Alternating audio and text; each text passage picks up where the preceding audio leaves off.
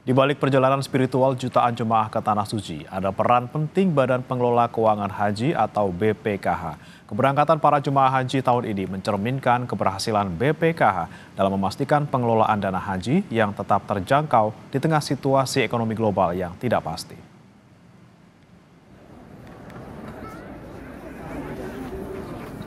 Sejak didirikan, BPKH telah berhasil mengelola lebih dari 171 triliun rupiah dana setoran awal jemaah haji. Dengan prinsip syariah dan tata kelola yang ketat, BPKH gelontorkan nilai manfaat 34 juta rupiah per jemaah dengan total 6,83 triliun rupiah. Ini tentu membantu meringankan biaya perjalanan jemaah ke Tanah Suci tanpa mengorbankan kualitas pelayanan.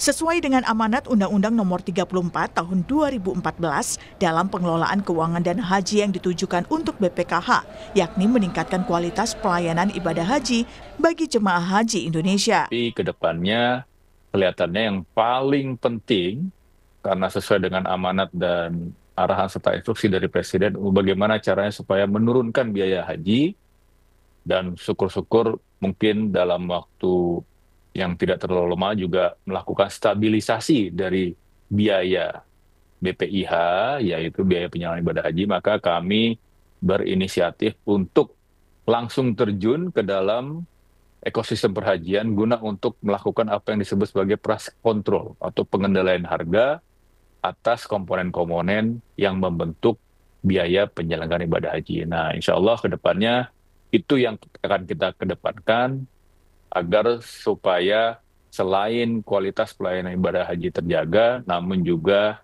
bisa menurunkan atau menstabilisasi biaya penyelenggaraan ibadah haji tersebut.